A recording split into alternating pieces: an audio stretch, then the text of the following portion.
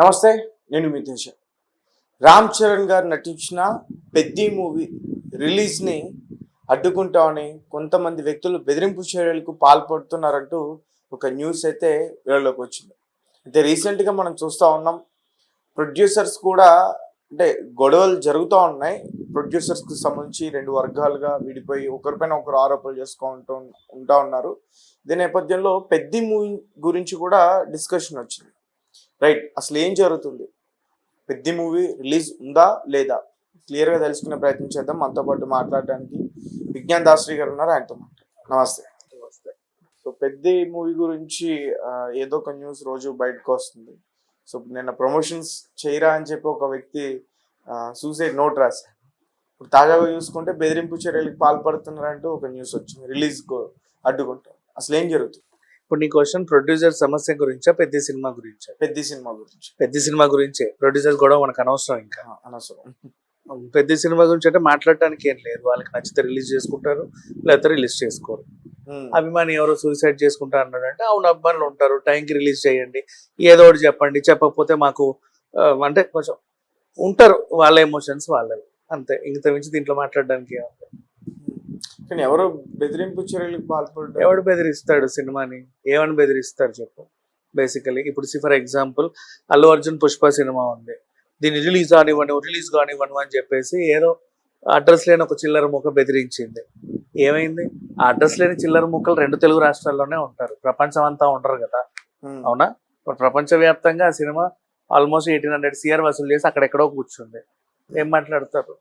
ఏ సినిమానైనా సరే ఎవరు ఆపలేరు. అంటే పాన్ ఇండియా రేంజ్ ఇమేజ్ ఉన్న స్టార్ ని, ఏ స్టార్ అయినా సరే పాన్ ఇండియా రేంజ్ ఇమేజ్ ఉంటే ఏ ఒక్క లాంగ్వేజ్ లోనో ఎవడో ఎప్పుడు వచ్చి దాన్ని ఏమి చేయలేదు యాక్చువల్లీ. అది సో మీరేం చెప్తారు? అంటే పెద్ద ఎప్పటి నుంచో కూడా పోస్ట్ పోన్ అవుతూ వస్తూ ఉంది. దానికి డేట్ అయితే ఫిక్స్ చేశారు, June 4. సో డేట్ కి రిలీజ్ అవుతుంది కదా. సినిమా ఏదైనా సరే పోస్ట్ పోన్ అయ్యేది లేదా ప్రొడక్షన్ కంపెనీ వాళ్ళ పర్సనల్ ఇష్యూ, అది మనకు అనవసరం. రిలీజ్ అయితే నచ్చితే నచ్చింది, నచ్చకపోతే నచ్చలేదని మాట్లాడుకునేంత వరకే, అంత నుంచి ఇంకేం లేదు. బాగా ఆడింది అనుకో, ఎందుకు బాగా ఆడింది, ఆడలేదనుకో అసలు ఎందుకు ఆడలేదు, ప్లస్లు ఏంటి మైనస్లు ఏంటి మాట్లాడుకుంటాం మహా అయితే, అంత మించి ఏం లేదు. మరి అంతగా నేనైతే అంతగా చొక్కాలు దించుకొని ఏమి ఎదురు చూడట్లా ఏ సినిమా గురించి. రీసెంట్ గా అంటే ప్రొడ్యూసర్స్ గొడవ పడ్డారా పెద్ద సినిమా గురించేనా, లేకపోతే వాళ్ళ ప్రొడ్యూసర్స్ పర్సనల్ గొడవ?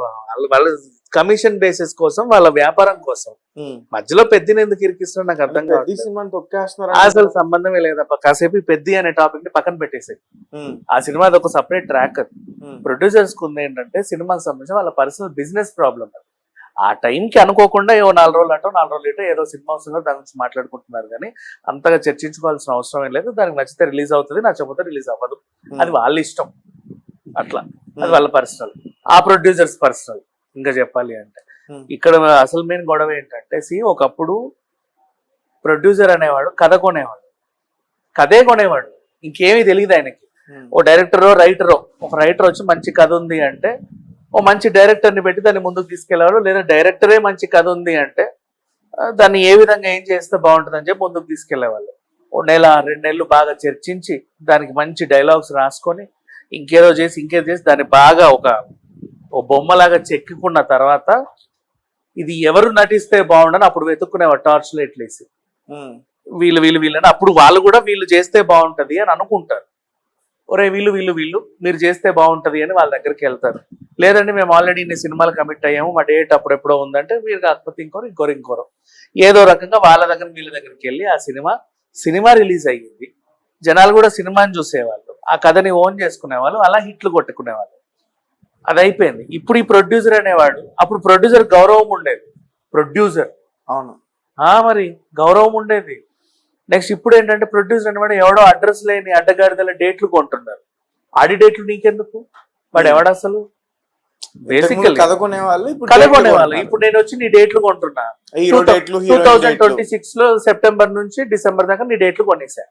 ఏం చేసుకోవాలి నేను? కథతో పని లేదు. ఇంకా నేను తీసుకొచ్చి ఇంట్లో కూర్చోబెట్టుకొని మేపాలా, లేదా నీతో సంసారం చేయాలా? ఏం చేయాలి చెప్పు? మళ్ళీ ఎల్లో డైరెక్టర్ దగ్గరికి పలానా బాబు గారి డేట్లు ఉన్నాయండి మా దగ్గర, ఓ మంచి కథ ఉంటే చెప్పండి.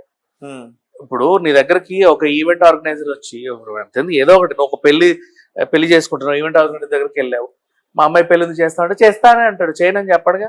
ఆ డైరెక్టర్ కూడా చేస్తా అంటాడు, వచ్చిన అవకాశాన్ని ఎందుకు వదులుకుంటాడు? మంచి కథ కావాలి, ఇప్పుడు ఏం చేయాలి?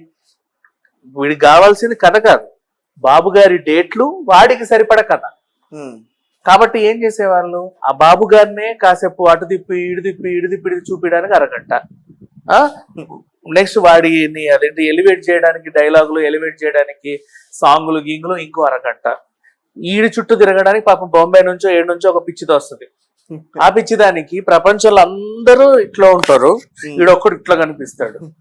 వీడికంటే అసలు మొహమే ఉండదు, ఈ నుంచి ఈడి దాకా విగ్గు, ఈ నుంచి ఈడి దాకా కళ్ళజోడు, ఇక్కడికి మీస, ఇక్కడికి గడ్డం, మొహమే ఉండదు వాడికి. అది ప్రేమించేస్తుంది పాపం. అంటే ఇక మొత్తం అసలు ఈ మొహం తప్ప ఇంకా ప్రపంచంలో ఎవడూ లేడు అనుకోని అట్లాంటి కథలు రాసుకొని నెక్స్ట్ మళ్ళీ దేశం పరువు తీసే కథలు, మళ్ళీ దేశంలో చాలా క్లిష్టమైన ప్రాబ్లం వచ్చేస్తుంది. ఎంత క్లిష్టం అంటే అంత క్లిష్టం. ఒక ఇరాన్కి వచ్చినటువంటి ప్రాబ్లం అనమాట అది. అది సాల్వ్ చేయాలంటే ఎవడో అసలు ఆ లోపల ఎవడో మారుమూల గ్రామంలో ఆడెవడో ఉంటాడు, వాడే సాల్వ్ చేయాలి, ఇంకెవడూ చేయలేడు. ఆడి కోసం అందరు వెళ్తారు, సార్ మీరు వచ్చే సాల్వ్ చేయాలి అది. నేను రానంటాడు ఫస్ట్. వీడిని రప్పియడానికి మళ్ళీ వాళ్ళు చాలా ప్రయత్నాలు చేసి వీడు వచ్చి దాన్ని సాల్వ్ చేసి, చూడండి ఐ సాల్వ్ దిస్ ప్రాబ్లం అని చెప్పి వెళ్ళిపోతాడు. దేశం పరువు తీసే కథలు అంటే ఒక అడ్రస్ లేని అడ్డగాడిదల్ని అనవసరంగా ఎక్కడికో లేపడానికి మీరు కథలు రాస్తున్నారు, సినిమాలు చేస్తున్నారు. ఇప్పుడు ప్రెసెంట్ ఈ ప్రాబ్లమ్స్ వచ్చాయి, ఏడవండి. ఇప్పుడు ఈ అడ్రస్ లేని వాళ్ళందరూ ఏం చేస్తున్నారు, 3 ఏళ్లకో సినిమా, 4 ఏళ్లకో సినిమా, 5 ఏళ్లకో సినిమా చేస్తున్నారు. అసలు రావట్లా. అది కూడా 3 ఏళ్ళకి 4 ఏళ్ళకి ఎందుకు పడుతుందంటే మీరు వాళ్ళు విజువల్ వండర్లు చేయాలంట. ఎందుకురా విజువల్ వండర్లు చేయాలి అంటే ఈడు చూడని అంటున్నాడు, నువ్వు అట్లా చూపించకపోతే. ఎందుకంటే వీడు ఓటీటీకి అలవాటు పడ్డాడు, టికెట్ 150 పెట్టి కొనుక్కొని రావట్లా, వాడికి ఏదో కావాలి. సో మొత్తం సర్వనాశనం చేసింది వీళ్ళే, ప్రొడ్యూసర్స్. విజువల్ వండర్ కావచ్చు, స్టోరీ కావచ్చు, మేకింగ్ కావచ్చు, ఇవన్నీ తీగలుగా డైరెక్టర్ ఒకరు ఉన్నారు టాలీవుడ్ లో, ప్రశాంత్ వర్మ. Okay, Hanuman cinema. అవును, ప్రశాంత్ వర్మ ఫస్ట్ సినిమా ఆ చూడు, చాలా కథలు కలిపి ఒక సెట్ ఆఫ్ ఉంటారు, అట్లాంటి వాళ్ళు కూడా ఉంటారు. కానీ అట్లాంటి వాళ్ళని ఎదగనివ్వరు, అదొకటి ఉంటది. అండ్ ఈ కమర్షియల్ డైరెక్టర్లకి ఏమో పెద్ద పీట ఇస్తారు, అందరు వాళ్ళకి డేట్లు ఇస్తారు, అది తర్వాత సంగతి. బట్ వాట్ ఎవర్, సమస్య ప్రొడ్యూసర్స్ కాబట్టి చెప్తున్నా, వీళ్ళు మళ్ళీ వీళ్ళ డేట్లు కొనకుండా కథలు కొనడానికి అలవాటు పడితే మళ్ళీ వీళ్ళకి మంచి రోజులు వస్తాయి. నువ్వు కథ కొను, నీకు కావాల్సింది ప్రేక్షకుడికి కథ కదా. ఎవరిని పెట్టినా కథ బాగుంటే అది హిట్టే అవుతుంది. అండ్ ఎందుకంటే చెప్తున్నా, కరోనా పుణ్యమాన్ని ఓటీటీకి అలవాటు పడ్డ తర్వాత ఇప్పుడు మలయాళం సినిమాలు, ఇంకేవో సినిమాలు చూస్తుంది, నీకు ఏ మొహమో తెలియదు. నిన్న వాజా సూపర్ హిట్. ఆ పిల్లలందరూ ఆ లాంగ్వేజ్ కూడా కొత్త, వాళ్ళంతా కూడా పెద్ద నేను కండలు తిరిగిన దేహాలు కాదు, మొత్తం ఒడ్డు పొడుగు అందమైన రంగులు ఉన్న వాళ్ళు, సింపుల్ గా ఉంటారు, చాలా న్యాచురల్ గా. మీ ఇంటర్కి అలా కాలేజీకి నువ్వు ఎక్కడికన్నా వెళ్తే నీకు పిల్లలు ఎలా కనబడతారో అలా ఉంటారు అంతే. నువ్వు సాయంత్రం ఏదైనా గ్రౌండ్ లో క్రికెట్ ఆడడానికి వెళ్తే అక్కడ పిల్లలు ఎలా ఉంటారో అలా ఉంటారు అంతే. న్యాచురల్, అలవాటు పడలా. సినిమాలు 200 కోట్లు 300 కోట్లు రావట్లా, వస్తాయి.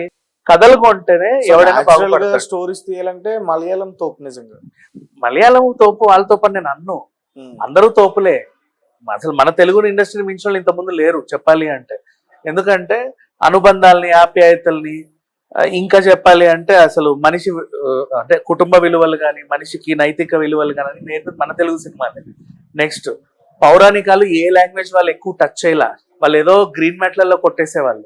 హిందీలో కూడా ఇప్పుడు నువ్వు చూడు, పౌరాణిక సీరియల్స్ అన్ని కూడా ఒక రకంగా ఉంటాయి. మన వాళ్ళు నిజంగా సెట్లు వేసి, నిజంగా మేకప్లు వేసి, బాగా ఖర్చు పెట్టి మంచి మంచి ఆర్టిస్టులను తీసుకొచ్చి బోల్డ్ అన్ని చేశారు ఆ రోజుల్లోనే. ఎప్పుడు బ్లాక్ అండ్ వైట్, అసలు గ్రాఫిక్స్ అంటే తెలియదు, కానీ 2 బాణాలు ఇట్లా వస్తాయి, ఇట్లా పొగలు వచ్చి 2 మాయమైపోతాయి. ఎన్నో చేశారు, 1 కాదు 2 కాదు. ఆ ట్రైన్లో అసలు టెక్నాలజీయే లేదు. మళ్ళీ ఆ రీల్ ఇప్పుడంటే డిజిటల్, నువ్వు చిక్ అని చెప్పి మళ్ళీ ఇంకోటి తీస్తావు. అప్పుడైతే పోయిందంటే పోయింది అంతే.